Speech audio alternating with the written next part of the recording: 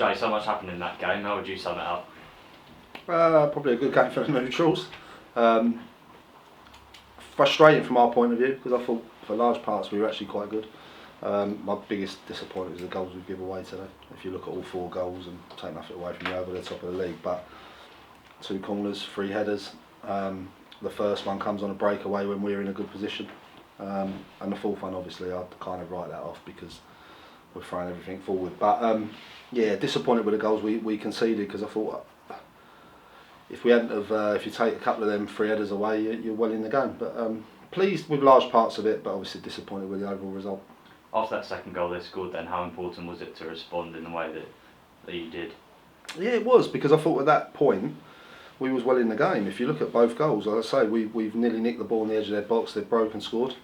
And then they get a free header from a corner. Ethan's got to do better with his marking. It's a great finish from Nathan, gets us straight back in the game, and we're in half time feeling that we could get back in the game. And again, it's another free header that's cost us second half. But look, there was parts of the game that were good. I think Yeovil will.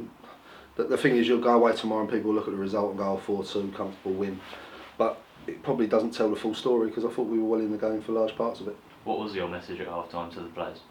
Stay in the game. The game didn't have to be won in the next 5 minutes. I was a bit worried that we'd go out gung-ho and then get hit again on the break, because when you play these better teams, I think you saw with their first goal, and we had it when we went to Torquay, when they've got that bit of extra quality in the final third, and they break, they're very good at it. So we didn't want to be done with that in the first 5 sort of minutes of the second half and the game's dead. So it was to sort of feel our way into the second half, stay in it, and try and obviously get back on level terms. But yeah, we felt we were in the game, and I thought for most of it, even towards the end, that we had, when they went sort of 3 up, it was the game died a little bit then, but obviously we got the second one back, Cody's goal, and it brought us right back in the game.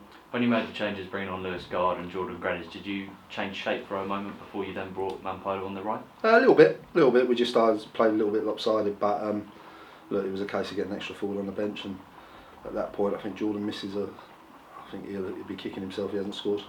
We had the opportunity to draw level. The rebound, it looked like a penalty on Gardy for the rebound. Wasn't given. And then obviously we've had a couple of scrambles just after that before they break away. And that goal at the end, you said you sort of write it off because you're just going for it. Yeah, look, you got 2 ways of looking at it. You kind of go, okay, well let's just keep the score down, or you actually go for it. And we, like you say, we've thrown Jordan on, thrown Francis on, Gardy. We try to change things and get ourselves back in the game, and we obviously did that. But again, the big disappointing thing for me, and look, defensively, all the changes we've had this year, we were looking at the other day, we had 6th best defensive record in the league, so it wasn't like we've been really open. But today they'll look at it and go good set pieces, but I look at it and go 2 really poor corners we've conceded there.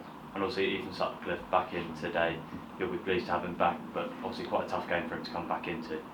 Yeah, he done alright for large parts, I say, but he's let his man score 2 goals from corners, and he's got to do better than that. But you have to accept sometimes a young lad learning the game still. He's here to get that experience, and he'll get better for that. And he was wearing Ansu Jan's number. Is he still with the squad? Ansu's going out on loan, so he needs games, so he's going out on loan, so he's took over that number. And what does it look like with the future of Liam Vincent? Is that the end of his time in a Tonbridge shirt? No, we've got him till next weekend, so we've got him for the Welling game still.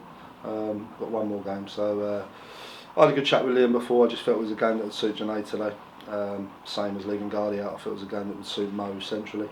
And that's part of having a squad. So Nathan's last game, I believe, was today, and it's something we're talking to Ebbsfleet about. And we've got Liam, as I say, till next Saturday, and then we'll look at that one as well. And what do you expect for that fixture next Saturday against Welling? I went and watched them the other week. I know Rod, their new manager, really well. I've known him for years, and we speak quite a bit. So one thing you're going to get from every Rod Stringer side is they're going to work their absolute socks off. So it's always a tough place to go. I went and watched them literally last week, I think it was. And they'll be a very hard-working side. Got some good individuals. So it's an away game. We've got to go there, be solid defensively first and foremost. And if we can do that, then I feel we can cause them problems. But yeah, we'll see. And with the space Nathan makes by leaving, can we see any new arrivals coming in? We'll see. As I say, I'd love to keep Nathan. He's done well. Took his goal really well today, and I think he will score goals for us. But we'll have to see what happens this week. If he does leave, then yeah, of course we'll always look to strengthen. But hopefully we can keep him. Thanks for talking to us, Jeff. Cheers.